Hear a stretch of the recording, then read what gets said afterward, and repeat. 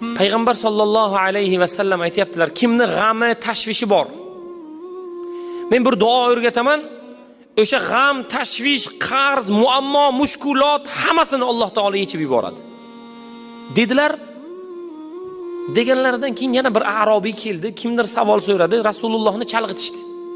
Biz uni so'ra olmadik.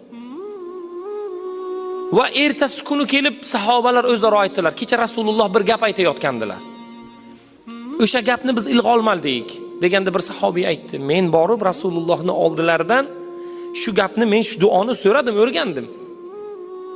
U duo La ilaha illa anta subhanaka inni kuntu minaz zolimin degan duo bu oyatda ham bor.